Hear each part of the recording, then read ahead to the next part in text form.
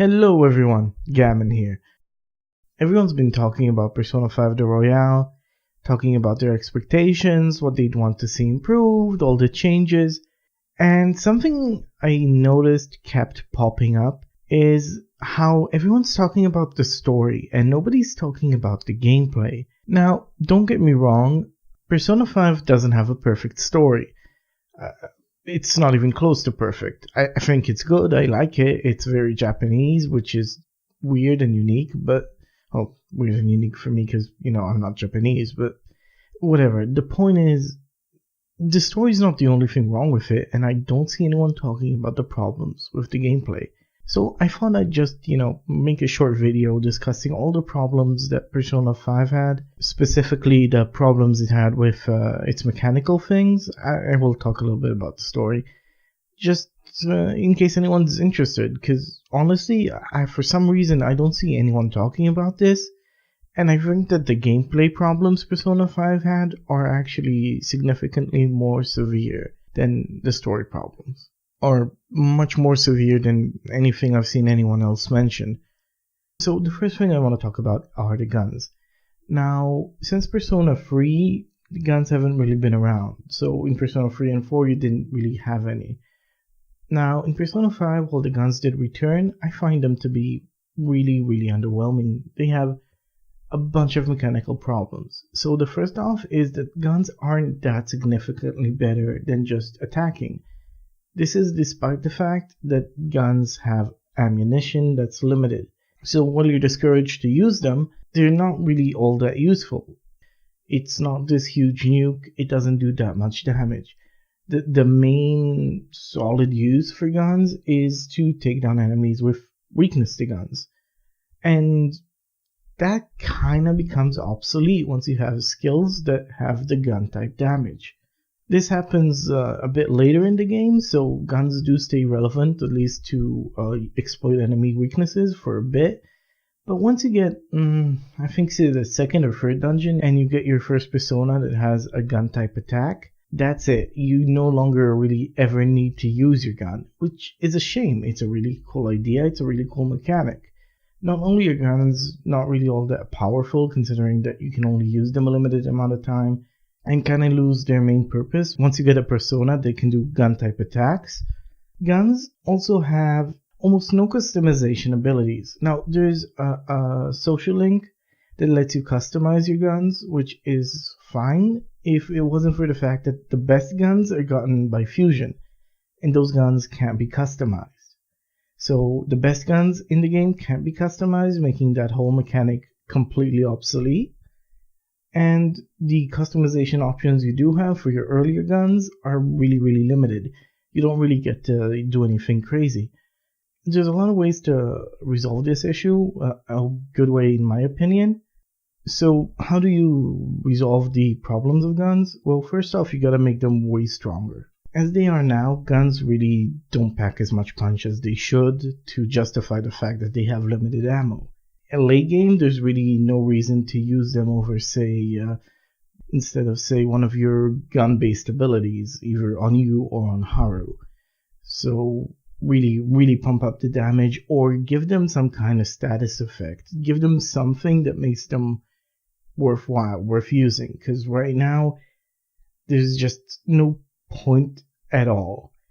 As for the customization, just completely rework the entire customization system.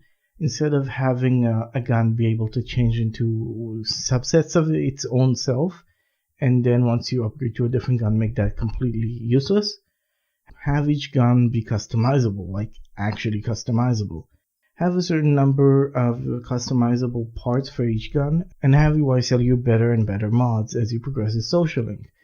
That way you fix his social link and you also fix the guns, because hopefully they'll be smart enough to also let you customize the best guns in the game so that, UI won't be completely useless. Speaking of UI being completely useless, the second thing I never see anyone talk about, and it's kind of bad, is how completely unbalanced some of the social links are.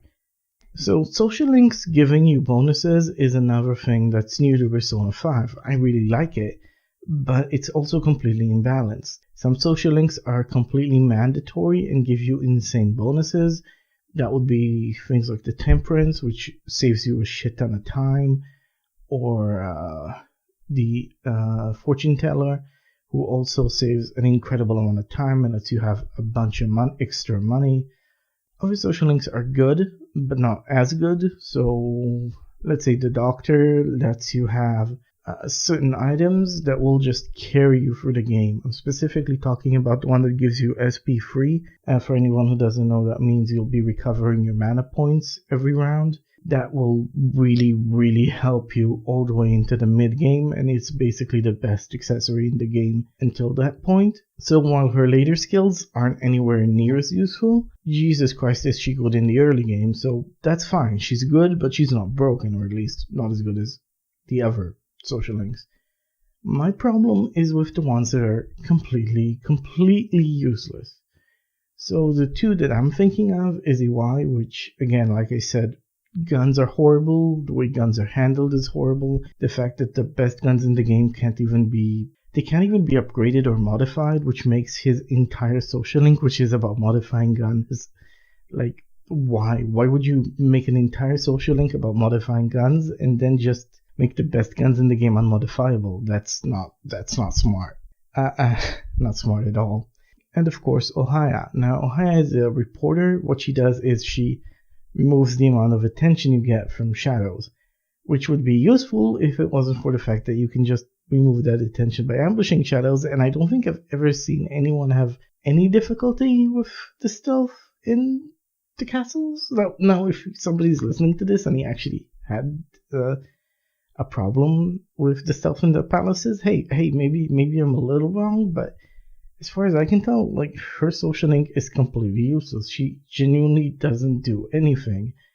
Those two specific social links, EY and Ohaya, have to be reworked. Ohaya needs like a complete rework. EY and the guns need to be reworked completely.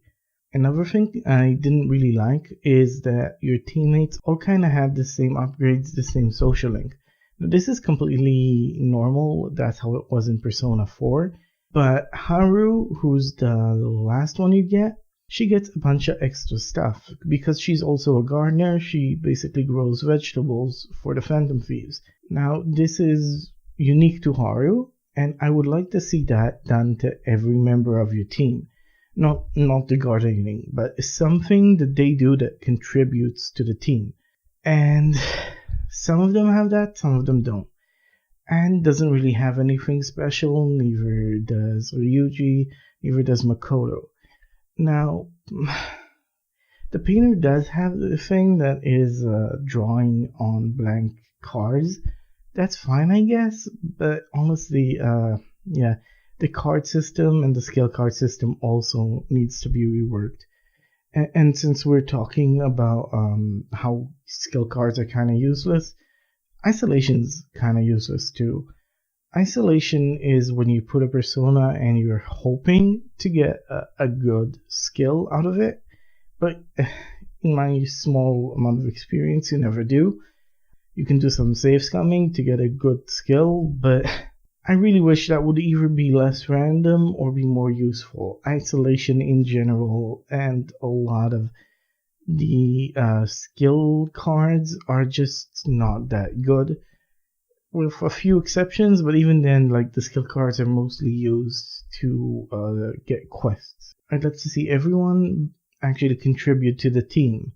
Yusuke does it a little bit, Haru does it a lot, and most of the members don't do it at all. I suppose you have to, like, not let Morgana contribute to the team because he's a cat. What can a cat do? But, you know, and Ryuji, Makoto, I mean, I'm sure there's like something they can do that will make them like a little more unique, because all of their, generally, the fact that you have so many members that don't really get anything special, they all basically have the same skill tree, is kind of boring. I'd like to see each of them have their own unique thing. Now, let's put the social links aside and let's talk a little bit about the Reaper. So in Persona 4, you had a reason to fight the Reaper. Every time you defeated him, you got the best weapon, the best melee weapon. Every time you defeated him, after that, you got, I think, the best armor, and then you got a really cool accessory. And that's more or less that's why you defeated Reaper again and again. It was to get items. In Persona 5, you have no real reason to fight the Reaper, other than, I suppose, bragging rights and a bunch of golden experience. And don't get me wrong, a bunch of golden experience is nice, but I'd like unique drops to come back so that beating the Reaper would actually be kind of worthwhile instead of just a thing. Oh, and of course, in order for it to mean anything, they have to fix the whole Reaper can get despaired, because that is such an abusable thing, and it makes the whole existence of the boss useless. Now, a lot of people are gonna say, well, just because you can cheese a game doesn't mean you have to cheese a game. I guess, but you shouldn't be able to cheese a game. Like, just fix it. It's clearly either unintended or somebody didn't notice, didn't think ahead. It's just, there's no reason for it to exist. Just fix it.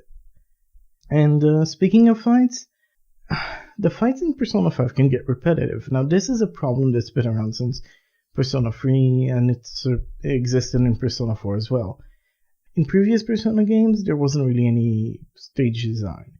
In Persona 3, you were going up a dungeon that just was randomly generated. In Persona 4, the same thing with 1 or 2 stages, using the same tile set but being more designed. But overall, the stages weren't nearly as good as Persona 5. Persona 5 is the first game that had actual level design, and good level design too. But the actual encounters with the enemies gets really repetitive.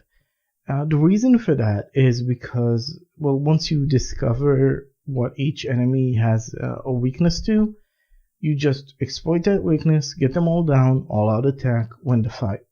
Now, that's fine and all, that's great, but it would be nice every now and again to spice things up, because it does get repetitive, it does get a little boring. A good idea is maybe add a bunch of, let's call them shiny enemies. Basically the same type of enemy, the same type of shadow, but this time they have different weaknesses, they have different strengths, maybe they have a higher HP pool, they have different skills, and they can give you extra rewards for defeating them, extra stuff. You can even have mini-bosses pop back in after you beat them. Obviously, you make them avoidable so that just because you had a bad roll of the dice, you won't have to fight a mini-boss again, so you can just run away if you want to. But in general, make it so that the enemies are a little more varied, that there's a little more thinking in the fighting style. I know this is like a Persona staple, and I'm kinda nitpicking on this one, but it would be nice to have a bit of variety. And speaking of a bit of variety, the enemy negotiations are pure bullshit. Now again, this is a mechanic that was added in Persona 5. There's a reason most of the mechanics I'm talking about are new.